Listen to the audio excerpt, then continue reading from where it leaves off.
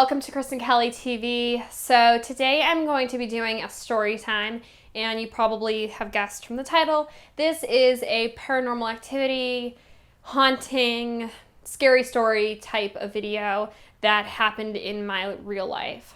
If you'd like to hear about this, please continue watching.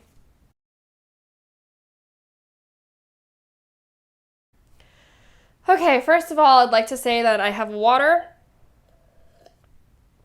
and I have my tissues with me because I have only told this, I've never told all of these stories together, but the ones that I have told, I kind of cry sometimes talking about it because it is so emotional and so scary. So I am fully prepared right now. So I had somebody leave me a comment on a Storytime video and they were like, hey, tell a paranormal story.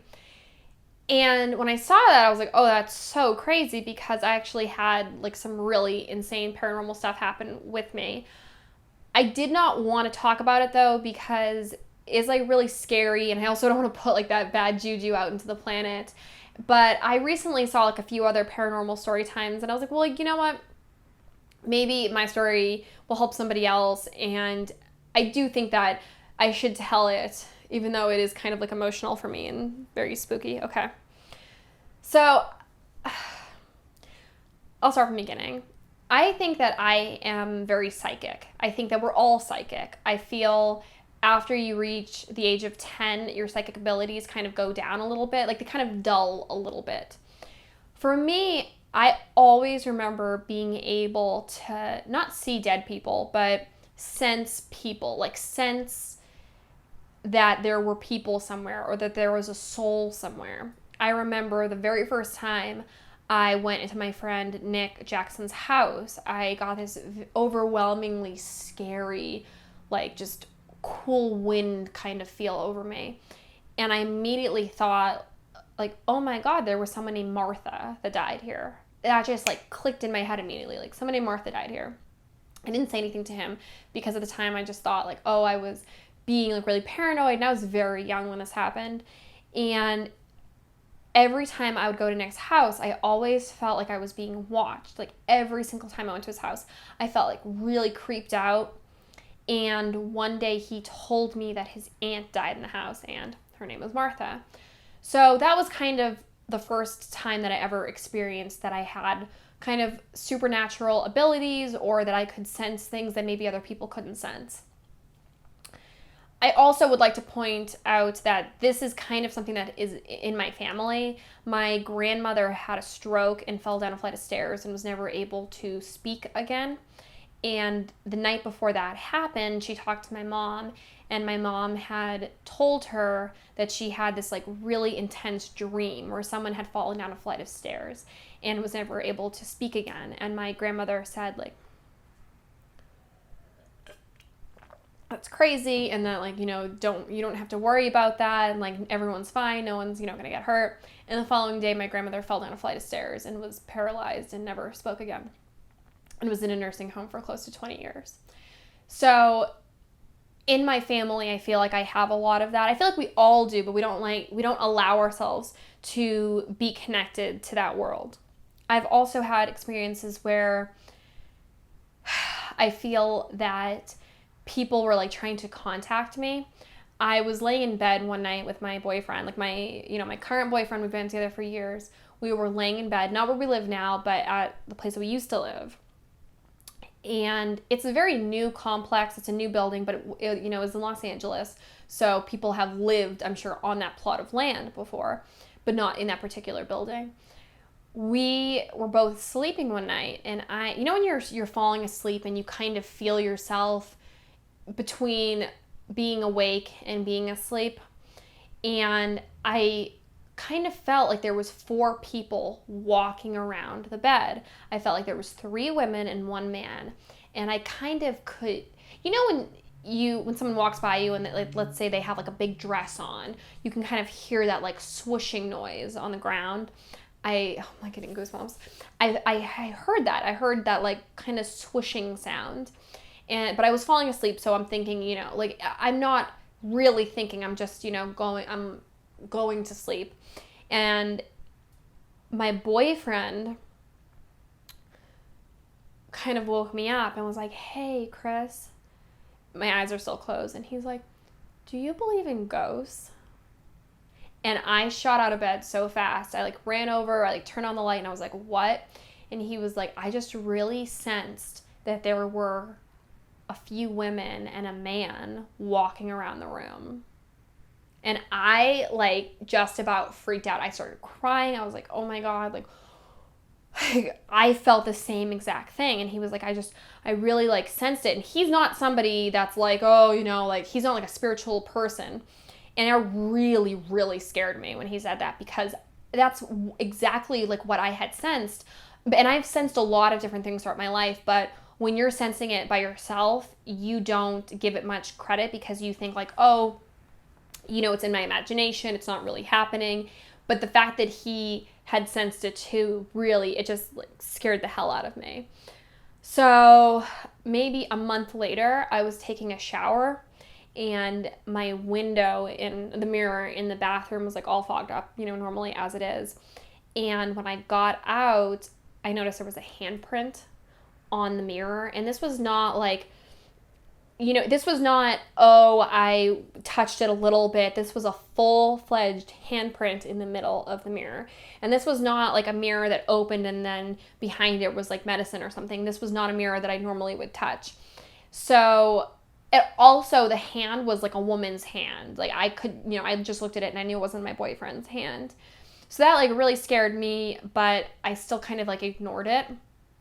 And then I would say maybe like 2 or 3 days later, and I had kind of voiced my opinions to my mom, but not in the house. Like I kind of called her like when I was like walking the dogs and was like, hey, you know, it's really weird. I think I saw a handprint, and my mom was like, that's not, you know, it's in your imagination. Like there's not a handprint, you know, leave it alone. So a few days later I had an audition, and the role was for a girl who had been killed.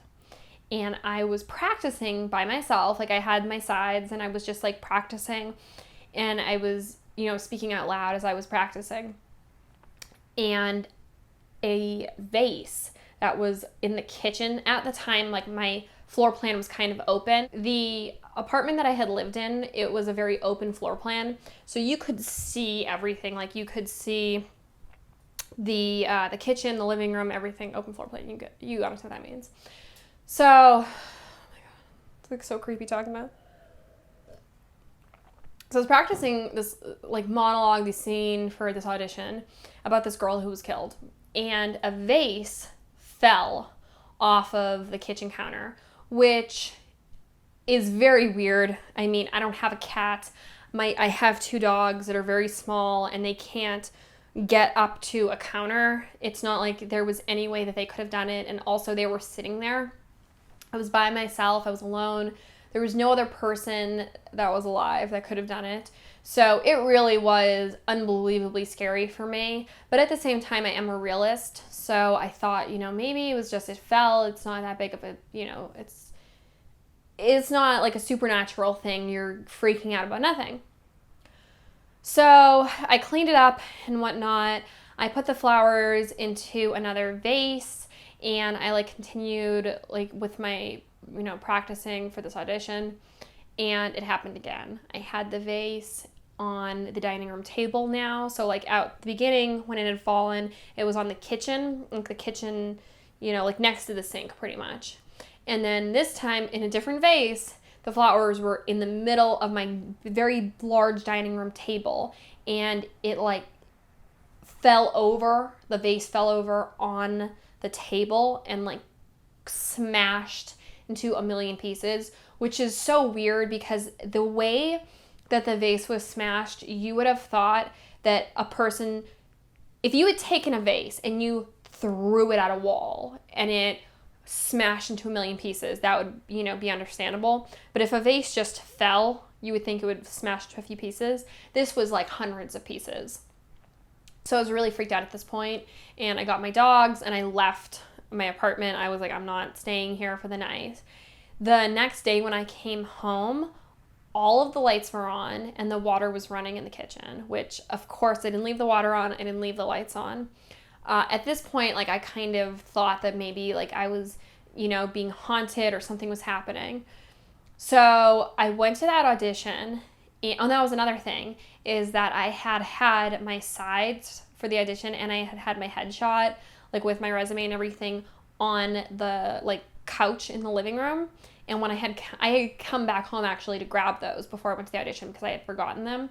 When I went to get them, I couldn't find them. Like, I couldn't find the script, and I also couldn't find the headshot. But I do have to say, in all fairness, I did like throw my stuff together really fast when I left. So I possibly could have, somehow taken it with me and not known, but then like, where did it go? I don't know. I thought like maybe I put it in the car and then it had slipped through something, but I never found it. Like, to this day, I never found the script. I never found that headshot that I had like, had laying there. So that in itself was, like really scary. But I never, after that happened, nothing else happened in that place. Like, I didn't have any more like bad vibes. I didn't have anything happen. So I don't know if it was because I was going to an audition where a girl was killed and I was like acting that out, because in the scenes I was acting out a girl who was about to be killed, and and while she was being killed, it was like a reenactment show. So I don't know if maybe that affected the spirits or something, and that's why that happened, because it never happened again. And I used to have my acting class, we always had like home sessions that we would do. I probably had 2 to 3 rehearsals a week with people in my class, like 5 people in my apartment, and I never had anything like that happen. So that in itself was just so crazy. Maybe a month before I moved from that place, I had a bunch of really weird things happen too, but they weren't at all similar to those things that happened in that past story.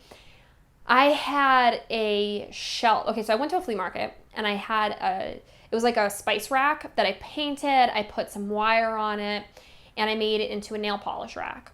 I had set it up in my bedroom, and a month before I had moved out, I had alerted my landlord, as you're supposed to do like 30 days in advance. I literally emailed my landlord, and then that night, in the middle of the night, the whole thing crashed down, which was really weird because I had had it up for some time. So the wire that was attached to it was fine. The spice rack was fine. It looked like it was in pristine condition. It didn't look as if it was damaged in any way. Like, it didn't look like the wire had popped off or anything of that sort, or one of the like wooden brackets had broken. It just looked like it had fallen off of the wall, which was really weird because I had it so secure. And all the nail polishes broke except all of the red ones. All of the pink nail polishes, all of my colored nail polishes, every nail polish broke except the red nail polishes. And there was like 6 red, but I had maybe 6 of each other color. So that was so strange that none of the red ones broke. And that was really eerie because, like, red is like, it's like red rum, it's like red is the color of murder. I don't know. So that happened. And then a week later, all of the lights blew out, which could have been like a circuit breaker or something, but every single light breaking. Like, I've never had that happen where all of the lights like exploded. This wasn't like they just like, it was exploding, like every light. And that just scared the hell out of me. Also, my dogs were really freaked out by the closets. But it was only the last month. The whole time I lived there, my dogs never were freaked out by the closets. But the last month of living there, my dogs kept like sniffing the closets and barking at the closets, which really freaked me out. And my boyfriend and I like didn't really live together at that time, but he was there like every day. He was like, wow, it's so weird that they keep barking at. Because I didn't even mention it to him because it was so weird to me that my dogs were barking at the closets that they had never barked at before. So I didn't say anything to him. And then he was the one who was like, hey, isn't that weird that the dogs are barking at the closet? And I was like, yeah, like, I don't know. I have no idea. But I was moving already, so I, wasn't like, let's, bring a priest in here. And then... oh, okay. This is the last thing that happened in that apartment that was very weird. I, as everyone that's of drinking age, you know, has like shot glasses and wine and alcohol. I didn't have like a huge apartment, so I didn't have a big place to put them. I had all of those things in a, like, not like a liquor cabinet. I mean, I don't have kids or anything. Not like a liquor cabinet, but like a little cabinet above the refrigerator. But if I was, going to have a glass of wine or something, I would take out the wine, put it on the counter, or, take out the Tito's, because I love Tito's, and put it on the counter. And I had a bunch of different shot glasses that I've gotten from different places. All of my shot glasses, like, started disappearing. Like, really weird, because I didn't drink that much. I remember when I moved in, I'd gotten 2 huge bottles, like handles from Costco. It took me like forever to drink that. I was like, I am not somebody who just like takes a shot, like it has to be like a special occasion and people are there. But if I'm going to make a cocktail, normally I will measure it out with a shot glass, but I'll use like the same shot glass. It's not like I'm using like a million different shot glasses, but I had all of my shot glasses were disappearing, like one by one, like just disappearing. But this only started happening the last month, because I would go to like make a drink, and like moving is stressful, so I feel like I was drinking a little bit more maybe. I would go to get a shot glass to measure out my drink, and I'd be like, oh, that's so weird. Like, how is it that I'm missing like, such and such shot glass? So like I had a pink sparkly one that I would use like all the time, and it disappeared. I couldn't find it anywhere. And I had one from Boston, and it disappeared. I couldn't find it anywhere. And the day that I moved, I had like everything already out of my place. And I went just to do like, a last check of like looking around and, looking for stuff. And my pink shot glass, oh my God, I'm like getting so many chills right now, was just sitting underneath the, like where the sink is, like underneath where, like when you open the 2 little doors, it was just sitting there. And it was so weird, because I had cleaned under there. Like I had taken all my cleaning supplies out. I had taken everything, but my pink shot glass was just sitting there, which was so creepy to me, because I feel like my ghost was a girl, and I feel like she was trying to communicate with me. And I feel like almost like she was trying to say like, don't move, and like, I'll miss you, which I felt like it was so weird when I saw that pink shot glass, because I kind of felt, I was scared. I definitely was like, oh my fucking God, like what the hell is that doing there? But I also felt like I was kind of like, oh my God, like I feel like my ghost was trying to communicate with me, and this was her way of like saying goodbye, like she'd kind of taken it and then left it for me. I don't know, it's kind of sad. Yeah, I don't know. But another like kind of some paranormal things is that I have like I have dreams where I will dream of something and then that will happen. My brother had a baby like 3 years ago, and my mom never told me, no one told me that that his wife was pregnant. I had a dream that someone had a baby, and I called my mom and I was like, hey, is someone pregnant? Like, who's pregnant? No, I didn't even say is. I just said, who is pregnant? And my mom went silent. She's like, what? And I'm like, somebody's having a baby. Like, I said my brother's names. I was like, so who's pregnant? And my mom was like, oh my God, like I've wanted to tell you, but my brother and I don't have a good relationship. And she's like, I really wanted to tell you, but I didn't, want to like, I was told not to tell you and all this stuff. So it was just crazy. I knew that, somebody was having a baby. I also have had like so many dreams where something not a significant thing will happen. Like I'll have a dream, like people say it's deja vu, which is really like your brain is having some kind of whatever. I truly believe in deja vu, because I have dreams all the time where something small will happen, and then that will happen in real life. If it's like getting a commercial audition or doing something like small, I will have a dream about it, and then that will happen. Even like I'll have a dream that I saw a celebrity, and then I will see that celebrity, like very tiny, weird things. So I definitely believe in, your dreams having psychic abilities that push you through. Yeah. All right.